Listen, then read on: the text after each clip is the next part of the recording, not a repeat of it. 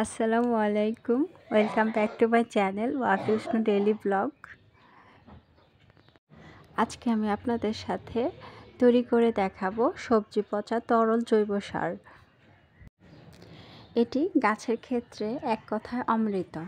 আমাদের দৈনন্দিন জীবনে ফেলে দেওয়া কাঁচা সবজি বা ফলের খোসা দিয়ে তৈরি করে নিতে পারেন তরল জৈব সার। আলাদা আলাদা সবজি বা ফলের খোসা দিয়ে বোতলের ভিতরে রেখে এই তরল জৈব সার তৈরি করে নিতে পারেন। আজকে আমি পেঁয়াজের খোসা দিয়ে তরল জৈব সার তৈরি করে দেখাবো। তো চলুন দেখে নেওয়া যাক কীভাবে আমি তরল জৈব সারটি তৈরি করছি। প্রথমে আমি একটি বোতলের ভিতরে পেঁয়াজের খোসাগুলি এভাবে ঢুকিয়ে দিচ্ছি। পেঁয়াজের খোসাগুলি সম্পূর্ণ ঢোকানো শেষ হয়ে গেলে এ পর্যায়ে আমি বোতল পুরা করে পানি দিয়ে দিব। তো আমার পেঁয়াজের খোসাগুলি প্রায় সম্পূর্ণ ঢোকানো হয়ে গেছে। এখন আমি এখানে বোতল পুরো করে পানি দিয়ে দিচ্ছি। মিনিমাম 2-3 দিন এটি ঢাকনা দিয়ে ঢেকে রেখে দিতে হবে। মাঝে মাঝে ঢাকনা খুলে নেড়ে নিতে হবে, তা না হলে গ্যাসের কারণে বোতলটি ফেটে যেতে পারে।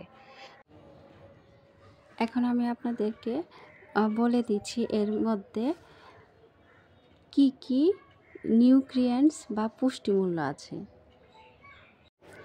পেঁয়াজের এই তরল জৈব সারের মধ্যে নাইট্রোজেন, ফসফরাস এবং পটাশিয়াম আছে, যেটাকে স্পেশালি এর মধ্যে পটাশিয়াম বেশি পাওয়া যায়। এই তরল জৈব সারটি গাছের গোড়ায় দিলে গাছের গ্রোথ বৃদ্ধি যেমন বাড়াবে, একই সাথে গাছের রুট সিস্টেম বা শেকড়গুলোকে ভালো রাখবে। এর মধ্যে নাইট্রোজেনের চেয়ে পটাশিয়ামের মাত্রাটা বেশি আছে। পটাশিয়াম থাকার কারণে গাছের ফুল ফল বৃদ্ধি এবং গাছের ফুল এবং ফল ঝরে যাওয়া থেকে বিরত রাখে। এই তরল জৈব সারটি সর্বোচ্চ 5 দিন আপনারা ঢেকে রেখে দিতে পারেন।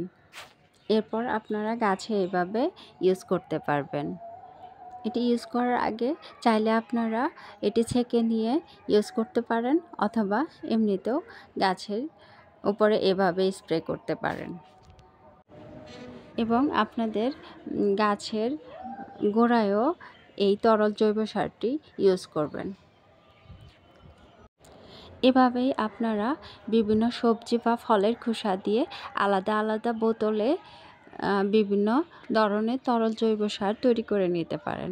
আমি আজকে আপনাদের সাথে পেঁয়াজের খোসার তরল জৈব সারটি দেখিয়ে দিচ্ছি। নেক্সট ভিডিওতে ইনশাল্লাহ আপনাদেরকে আমি অন্যান্য আরও যত তরল জৈব সার আছে ওগুলি শেয়ার করব। আশা করছি আজকের এই ভিডিওটি আপনাদের খুবই কাজে আসবে। আমার এই ভিডিওটি আপনাদের কাছে ভালো লাগলে অবশ্যই বেশি বেশি শেয়ার করবেন, সাবস্ক্রাইব করবেন এবং একটি লাইক দেবেন। সবাই ভালো থাকবেন। আজকে এই পর্যন্তই। আল্লাহ হাফেজ।